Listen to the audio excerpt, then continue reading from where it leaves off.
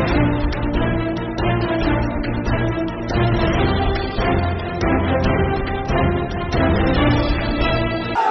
Congress committee के अध्यक्ष सम्माननीय योगासरा साहब, एआईसीसी के सचिव तरुण कुमार जी, कुलदीप इंदौरा जी, मंच पर उपस्थित सभी हमारे मंत्रीगण, विधायकगण, हमारे सांसद, राज्यसभा से हमारे पूर्व सांसद, पूर्व विधायकगण,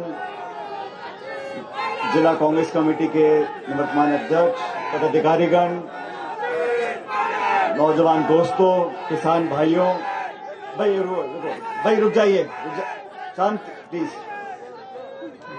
अभी आपने सभी नेताओं के भाषण सुने और आज मैं धन्यवाद देना चाहता हूं प्रदेश अध्यक्ष डोटासरा जी को, जिन्होंने आह्वान किया कि जिस मुद्दे पर पूरा देश आज विचलित है, आंदोलित है, उस मुद्दे पर प्रदेश कांग्रेस कमेटी की तरफ से सभी कार्यकर्ता और किसान एकत्रित हों सिविल लाइंस फाटक पर। और यहां पर जैसा हम पूरे देश में कर रहे हैं कांग्रेस पार्टी, वैसा ही राजस्थान में माननीय गवर्नर महोदय का घेराव कर वहां पर अपनी बात को पुरजोर तरीके से रखा जाए। दोस्तों, सबके भाषण हो गए, मैं बहुत लंबा नहीं बोलना चाहता हूं, लेकिन 2-3 बातें स्पष्ट हुई हैं। बिलों के बारे में सब नेताओं ने बताया, उसके गुण अवगुण मुझसे और आपसे ज्यादा इस देश प्रदेश का किसान जानता है। भविष्य को अंधकार में धकेलने की एक भरपूर कोशिश की जा रही है, लेकिन आज सवाल ये बनता है कि इसके बाद हम लोग क्या करेंगे, क्योंकि भारत सरकार की जो अब तक नीति रही है, जो रवैया रहा है, जिस प्रकार से कानून बनाकर लागू किए, जल्दबाजी में किए, जबरदस्ती किए, और 2 महीने से पूरा देश और पूरी दुनिया इस बात की गवाह है कि जमीन के हमारे धरातल पर रहने वाले, जीने वाले किसान भाइयों की न सिर्फ बात को अनसुनी किया जा रहा है, लेकिन दुष्प्रचार किया जा रहा है। सुप्रीम कोर्ट ने जो टिप्पणी करी है, बहुत गंभीर विषय है कि सरकार के बनाए हुए कानूनों के ऊपर सुप्रीम कोर्ट ने उन कानूनों को सस्पेंड किया है और एक कमेटी का गठन किया है। सुप्रीम कोर्ट ने देखा कि किसान आंदोलन जिस तीव्रता से बढ़ रहा है और जो रवैया सरकार का है, 8-8, 9 बार वार्ता के लिए आप बुला रहे हो, कौन नहीं जानता कि आप किसानों को थकाना चाहते हो, डिले कर किसानों की उम्मीदों पर पानी फेरना चाह रहे हो। कौन नहीं जानता कि सरकार जिद्दी है, अड़ियल है, और कानून बनाकर उन्होंने सिर्फ इस बात को प्रदर्शित किया है कि मनमानी कर सकते, बहुमत हमारे पास है। अभी नीरज जी बोल रहे थे, सदन के अंदर जिस प्रकार पास किया, कोई मतदान नहीं हुआ, सदन में धक्का देकर पास कराया, राष्ट्रपति महोदय से सिग्नेचर करवा लिए, कानून लागू हो गए हैं। अब सुप्रीम कोर्ट ने जो कमेटी बनाई है, मैं सर्वोच्च न्यायालय का पूरा सम्मान करता हूं और उन पर कोई टिप्पणी नहीं करना चाहता हूं, लेकिन मुझे कहने में कोई गुरेज नहीं है। कांग्रेस पार्टी हो या इस देश का सच्चा नागरिक हो, हम सब किसानों के साथ खड़े हैं। अगर किसान इस कमेटी को नहीं मानते तो हम किसानों की बात को मानेंगे। जो विश्वास पैदा किया है, उस विश्वास को पूरा करने के लिए सरकार को स्वतः ही इन कानूनों को वापस लेना पड़ेगा। आज बात सिर्फ 3 कानूनों की नहीं है। जो वायुमंडल निर्मित हुआ है, जो वातावरण बनाया है देश में किसानों और किसानी को लेकर, उस पर ध्यान देना पड़ेगा।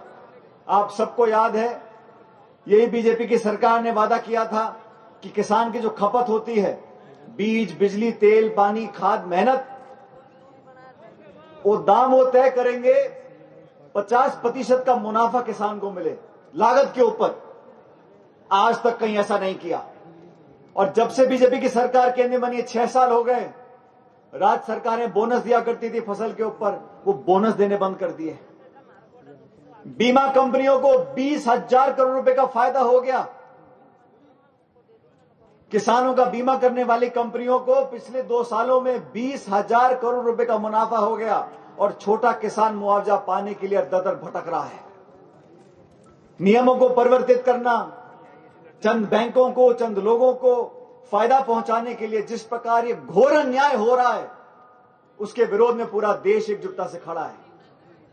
इस केंद्र की सरकार ने साथियों पहले आक्रमण किया, मध्यम वर्ग पर किया, कर्मचारियों पर किया, नौजवानों पर किया, छात्रों पर किया, लेकिन इस बार उन्होंने बहुत बड़ी गलती करी है। इस बार उन्होंने आक्रमण इस देश के अन्नदाता पर कर दिया, किसान पर कर दिया, और वो बर्दाश्त के बाहर है। कोरोना काल में लॉकडाउन हुआ पूरे देश में, सारी फैक्ट्रियां बंद, उद्योग बंद, दुकानें बंद, धंधे बंद। सिर्फ किसान ने अपनी किसानी को नहीं छोड़ा। किसानों ने अनाज पैदा किया, आज भंडार भरे हुए हैं। हम लोग ताकत से खड़े होकर दुनिया का सामना कर सकते हैं क्योंकि हमारे किसानों ने मेहनत करना नहीं छोड़ा। आज उस किसान को चेतावनी दे रहे हैं, उनको अपशब्द बोल रहे हैं, मीडिया में प्रचलन हो रहा है, अलगाववादी हैं, माओवादी हैं, नक्सलवादी, आतंकवादी हैं। वो किसान जो देश का पेट पालता है, उसकी अवमानना हम कांग्रेस पार्टी बर्दाश्त करने वाले नहीं है। साथियों, पूरे देश में आज अखिल भारतीय कांग्रेस कमेटी ने राजधानियों पर कार्यक्रम रखा है। राहुल गांधी जी नेतृत्व दिल्ली में कर रहे हैं और हम सबका दायित्व बनता है। आज कोई विधानसभा लोकसभा के चुनाव नहीं है, आज मतदान नहीं हो रहा, आज चुनावी भाषण नहीं हो रहे, लेकिन एक जागरूक नागरिक होते हुए हमें अपनी जिम्मेदारी का नामान करना पड़ेगा। आज इस देश की उम्मीद हम सब लोगों से है। 24 राजनीतिक दल देश में, आपस में हमारे अलग अलग विचार हो सकते हैं, लेकिन किसानों के मुद्दों पर, इन कानूनों का विरोध करने के लिए सोनिया गांधी जी, राहुल गांधी जी ने देश की 2 दर्जन पॉलिटिकल पार्टीज को इकट्ठा किया है। एनजीओ हो, किसान संगठन हो, राजनीतिक दल हो, नेता हो, सबकी धारणा यह है, लेकिन जिद पर जो सरकार अड़ी है, उस जिद का तो एक ही इलाज है। अभी मनसा लालचंद जी ने बोला और नेताओं ने बोला, अब जिद नहीं छोड़ेंगे तो फिर इलाज भी करना पड़ेगा। क्योंकि मैं नहीं समझता हूं कि प्यार मोहब्बत से, शांतिपूर्ण तरीके से अब तक जो हल ढूंढने की कोशिश हमारे किसान भाई कर रहे हैं, उसमें कुछ कामयाबी मिली है।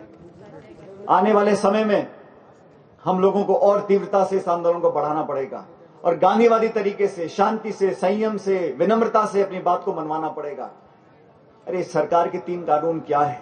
जब देश का आम नागरिक महात्मा गांधी के नेतृत्व में, कांग्रेस पार्टी के आह्वान में, जो 200 साल से अंग्रेज यहां देश में राज करते थे, उनको बिना गोली चलाए हमने भगा दिया था। ये 3 कानून कुछ बात नहीं है। इन कानूनों को वापस दिलवाएंगे, लेकिन हमें अपनी एकजुटता का प्रदर्शन करना पड़ेगा।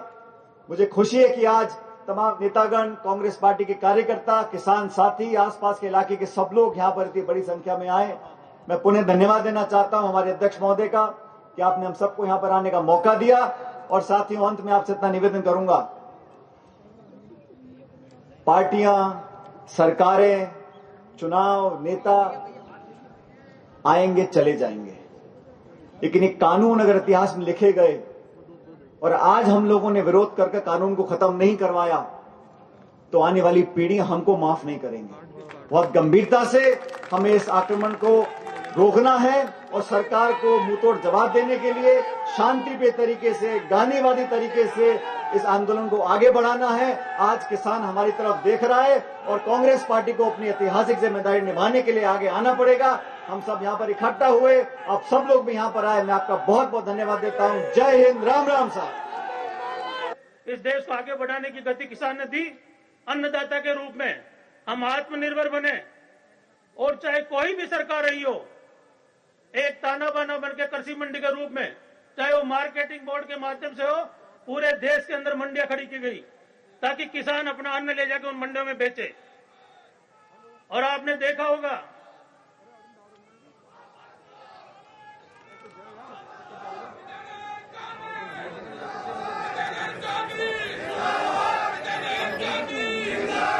अरे भाई फूले लड़ो, बैठ जाओ विद्याधर जी, आ जाओ, आगे आ जाओ। मंडियों को मजबूत किया गया, किसान की आय बढ़ी, और उसके साथ में जो गांव का गरीब आदमी था।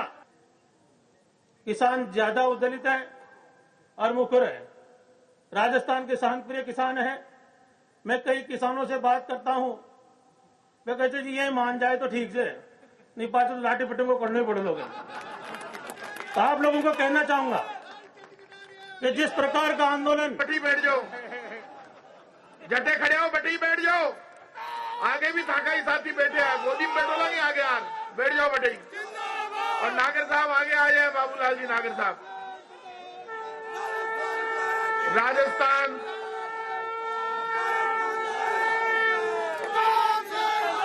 राजस्थान प्रदेश कांग्रेस कमेटी की ओर से किसान आंदोलन के समर्थन में आयोजित धरने में ये जितने दूधू के किसान आए, मैं हाथ जोड़कर सबने हाथ जोड़ रही हूं। बटे ही बैठ जाओ सब जना, सब कांग्रेसी हो, आगे भी कांग्रेसी बैठे, बटे ही बैठ जाओ।